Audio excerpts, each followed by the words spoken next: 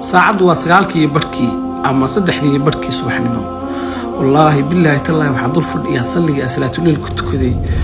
walaashii simsi ugu duceeyeen ilaahay uu qalbiga u qaboojiyo iga dhaaf ciyaalka yarka ma macnaha ee lagu shaqeysto dhiidkooda maalmo bal cuno kuwa ayaga dulmad laakiin youtuberada tunka waaweynow ee Malaysia ku sugan ilaahay waxaan ka bari in kaara leh kurid oo cuqubada gabadha ka gasheen inaad hoostina ka heshaan ummadii dhan ayaa u kacday waxaana janalkeeda imika oo sii maraya 124,000 taas oo ku tusinaysa Soomaaliyeed dad dhiig leh. Assalaamu alaykum warahmatullahi wabarakatuh asxaabta qaaliga waxaad ilaa subax wanaagsan galab wanaagsan habeen wanaagsan wax kasta ku tabraacsan waxa ku rijina adigoo faraxsan maalinta tan muuqaalka daanta ugu horeyn si aan u socdo update-keena oo ah maalintii 4 muuqaal subscribe soo kale muuqaalka la gaaro maasantiin Soomaalida TikTok ayaa waxay ka farxiyeen hooyo Samsam oo ah gabadha shalay ilaa maanta social media haysato youtuberadaheed ee wiilka yaraa ka geeriyooday isla markaasina ka caawinaysay youtuberiska Malaysia in markii ay fiicneed micnaha yaani ay ka tirsanaa teamkooda inay jeclaan jireen balse markii dhibaato soo wajahday wiilkeeda xitaa ay soo booqo waayeen haddaba waa loo kacay marka gabadhan waxay haysatay shalay markii soo shacbixaysa dhibaatadeeda subscribe-keedu waxa uu ahaa kaliya 60,000 70,000 meelaha haatan waxa la sii marinayaa 120,000 markii aan muuqaalkaas duubay 120,000 buu ahaa laakiin iminka muuqaalkan edit gareenayo waa 124,000 saa ula socdo markii shal dhibaatadan dhicisay oo wiilkeeda geeriyoonay waxa ay mareysay 60,000 subscribe laakiin haatan right now waxa ay mareysaa 120,000 Soomaaliya hadana marka waxyaabo badan ah ku xumaano laakiin mar walba xaq u taagna qofkii dhibaateysan waa aynu taageernaa gabadhan garab baa la tusiyay Soomaali TikTok ba u kaceen darteed ayaa xataa YouTube riski Malaysia subscribe-ki laga laabtay dhulka la jaray الرحيم والشمس وضحاها والقمر إذا تلاها والنهار إذا جلاها والليل إذا يغشاها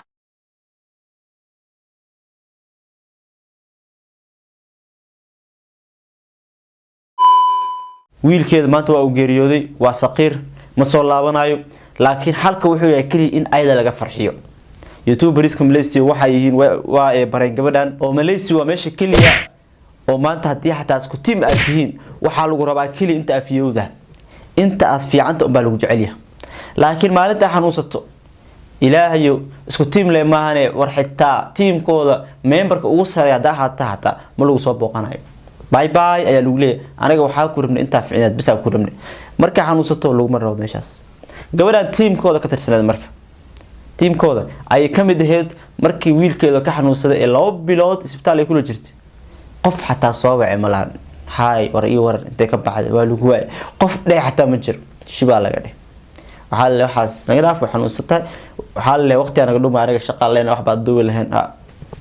ugu dambeyn marka finaal shalay to maalin khamiiseed wiilkii shalay buu geeriyooday durbadii ummadda Soomaaliyeed baa u kaceen waxa la hala kaco gabadha hala caawiyo hala tusiyaa la caawin waa la tusiyeen saacadu waa 9kii barkii ama 3kii barkii subaxnimo wallahi billahi tallahi waxaan dul fadhiyaa salliga salaatu leil ku tukaday walaashii simsi ugu duceeyeen ilaahay uu qalbiga u qaboojiyo warhabeenka xalay waxaan la seexan waay muuqaalka markaan sii seexay ugu mashqaxdiga jira waxa ahayd amiin qurux muuqaal ay soo dhigtay war la sii qaad qalbada ilaahay tir ma gabadhii uu ilmuhu ka saqiray ilmuhu ka dhintay 24 saac ee laga suurin ba codad YouTube keentay iyo codad ma ka duubay aad keentay war qalbad adagka waruux maxay tahay mise bini'aadam ahayn war ilma xajiyo waan garanaa oo waligood aabba ma soo noqonin ilaahay ilma siiye adigu hooyaad batay xaqu ka hayay dimirkii subxaana malikul qudus washamsi ku qaad war kulligood washamsi ku qaad gabadhaasna u duceeyay ilaahay uu qalbiga u qaboojiyo ilmaha jannadul firdaws uga dhigo wiilku uu shafaaca qaadi lahaa subxaana malikul qudus quruxdu waa qalbiga ma maqasheen quruxdu waa maaragtay waa qalbiga hoose ma ahan kor karaan la ismariyo quruxdu ma ahan waa qof aan bini'aadanimada wax ka aqoon oo xishood aan aqoon gabar walaasheeda oo geeri u taalo oo beerkeedu caawa go'ay ana wali xitaa dhowr bari ka soo wareegin ba codadkeeda YouTube ka shidaysaa ay ku jeesjeesay kuleeda gabadha aqoon uma lihi waa gabadha dhan oo Malaysia la degnaan Samsam ahayd bay garan laadaha ku tirwa ku jeesjeesay gabadha anu aqoon uma lihi YouTube ka ma daawada oo YouTube ka soo bariiska ma raadsatid waxaad YouTube iska soo duubtaa soo bariis ma ahana fiidiyoada iska soo duubtid waxay iska dhaysanayaan dadka fiidiyooda daawanana ka warhaynba daynaadar waxaan kuu sheegayaa geeridu iyo xanuunka cid lama dhalan ma fahantay waa wareegto maalinta halkaa calaacalaysa halkaa oynaysay oo cunugaaga aabisaa ka oynaysay dadka ku garab istaagan ahayn oo halkaa kaaga doodayay ma fahantay laakiin qof waxaan u qabnay sida adigu oo qurux badan. assalaamu calaykum 24 saac ee la soo dhaafay baraha bulshada waxaa qabsaday siba bartan TikTok-ga gabar Soomaaliyeed oo lagu magacaabo Zamzam oo wiil ooga saqiiray wadanka Malaysia. runtii muuqaalka ama hadalka gabadha ay soo duubtay ayaa saameyn badan baraha bulshada ku yeeshay. awalan waxaan leenahay gabadha walaasheena Soomaaliyeed ee Zamzam Allah subhanahu wa ta'ala waxa weeyaan qalbiga ku qaboojiyo samir iyo iimaan Allah ka siyo wiilkaasi ka saqiiray Allah subhanahu wa ta'ala ha kaaga dhigo mid kamid ah waxa weeyaan caruurta ama wiilasha ahlul jannaha ah ee jannada kuugu adeega Allah ha kaaga dhigo بدل غير قوانا الله كوسيو ونكون دعينا إنه إلهي قلبي كو قبوجيو كل نفس ذائقة الموت نفو لمن وي غيرد وي دمنيسا marka walaal waxaan kuleenahay qalbiga Allah ku qaboojiyo samirka badi taa marka laga soo tago dhanka kale walaalayaal waxaan arkayay ama waxa wada aragteenba dad YouTuber ah Soomaali ah oo ayagu aad u malayso in ayba joogeenba meesha uu wax ka dhacay dadkan oo dhamaantood aad u malayso in ay wada sugayaan war xun oo markii gabadha warkeeda saa soo dhacay mid waliba waxa weeyaan YouTube-ka soo dhigay muuqaal mid waliba ciwaan ooga soo dhigay xaqiiqada waatana gabadhii wiilka ooga geeriyooday maxay Malaysia wiilasha ayaga ama dadka ayaga muuqaalada soo wada duubayo qaarkood anay Afrika ila joogaan qaarkood Yurub ay joogaan qaarkood meel kale haddana arrinka waxay ooga waramayaan ama ooga hadlayaan sida ayagoo isbitaalka gabadha kula jiray walaalayaal wax in la hubsadaa wanaagsan ragga muuqaalada soo wada duubay mid kamid ah hadaad ku dhahdo war intaadan muuqaalkan soo duubin nimankan aad eed u jeedinayso ee Malaysia jooga YouTuberada ah mid aad la hadashay arrinka gabadhan aad kala hadashay ma jira waxa laga yaabaa dhamaantood inay ku dhahaan may ama maba garanayaan xitaa xiriirba ma laha haddana sida ay tahay mid waliba uu soo fadhiistay wuxuu leeyahay heblo waaceynka marka walaalayaal waxaad u malaysaa degdeg fara badan in uu jiro islaamkuna sidaa ma qaba sidaasna wax looma xugmiyo bahasha laba dhinac baa laga eegaa midda gabadha warkay sheegtana waa la dhageystaa raggan la eedeeyna warkooda waa in la dhageystaa degdeguna wax wanaagsan ma ahan walaalayaal aakhiradiina dhinaciinana ha iibsanina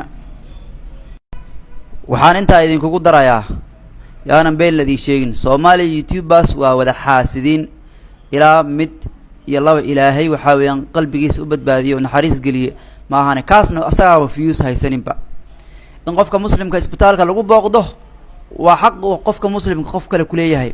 laakiin walaalayaalow dadkiinan muuqaalada soo duubayo ilaahay ka baqa wax xubsada labada dhinacba waraysta dadka la eedeynayna waraysta qofka wax eedeeyna waraysta marka kadib dadka muuqaalo u soo gudbiya ilaahay laga cabso walaal adna qalbiga Allah ku qaboojiyo assalaamu calaykum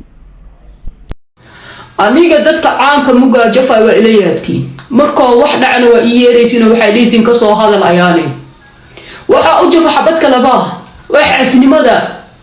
waa xaasidiin oo ka muga dhahaaya ma arag hal ay waxyar nooga dhimanayna gaarsiiyo macaan waay laakiin hal qof oo Soomaali muga dib ku dhac laga ma yaabo inay soo qaataan u soo tacsiyeeyaan maxaa lagu dheefaa muga hal imkood maxaa lagu dheefaa hada qof waxba ku haysan maxaa ku dheefay ii sheega gabadha hada YouTube leeyahay hal qof oo caan ilaha idinku dhaashay u tacsiyeeyay saqiir aakhir Allah kaaga dhigay dhahaysa ma aragtay intaas waxay ka dhimahayeen gabadha ay soo qaadahayaan cirka galayso waa xaasidiin hal qof aadaafaan ma leeyahay ayuu dhan ala dhilada dhashi ku taal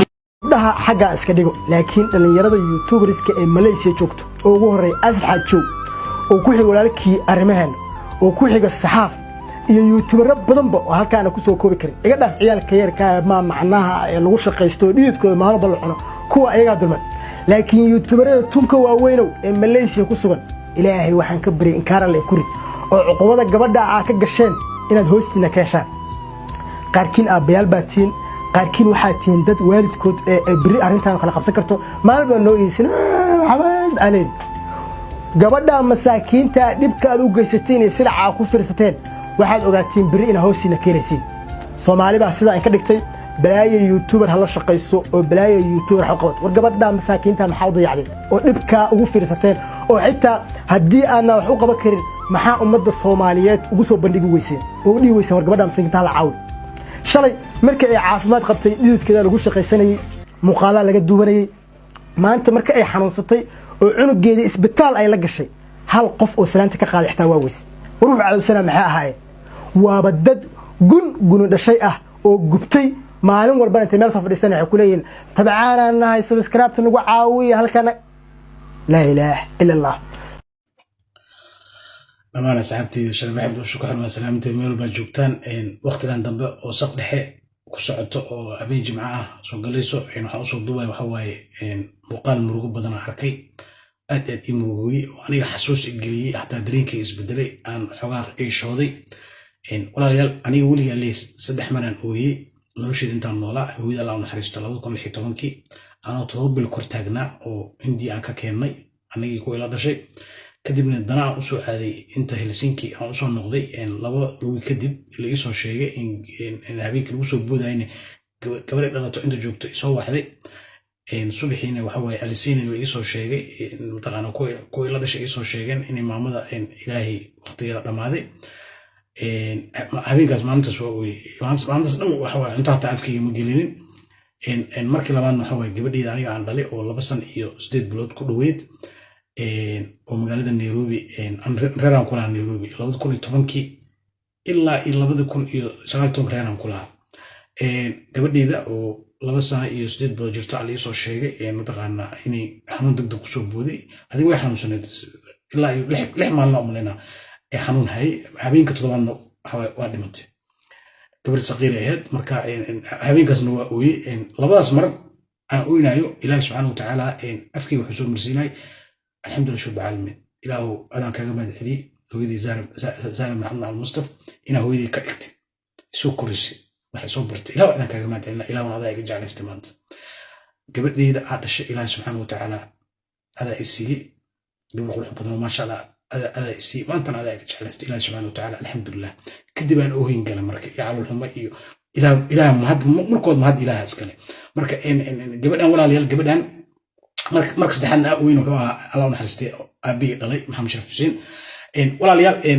gabadhan samsam waa dhibaatootay waa rafaaday meesha ku rafaaday maanta waxay ahayd in ehelkeeda qabiilkeeda iyo dhammaan reer Malaysia dhan inay horta qalbigeeda dejiyaan waxaan oohintan iyo waxaan ay soo qoraysay hadalladan ku hadlaysay gabadhu waxay ahayd way nafisiisay marka waa way cishootay isbitaal kaliyeed waxaan rabaa inaan idin sheego isbitaal hadda ma gelin gabadhan isbitaalka waxay gashay iyo cunugan muddo cunug waa xanuunsanaa بدل غير الله وبدرو إلا مدة كرفا رفا ضد إلا وحنا كبريا سمسمي عاوز جمعنا سحبتي أصول دعي إلا وحنا كبريا أبايو أذيرو إلا أي وحنا كبريا إنه بدل غير كوب المعاف ما تقبل إلهي كسيو الماء واحد قطر إلهي كسيو مروكت يقول ولك محمد يرى أبتيغا أنها أذيركا أنها الله ديواتوتي إنه إلهي وحكا غير بدنا كفر حد بدنا إنه إلهي كوب بدلو إذا وجوجنا ضاد كدلت قبيل في عنو المجرتين وكدلت والو قرب استاغا إذا وجوجنا مرض منها سواء عباد المرض منها والي يعيشي وحسن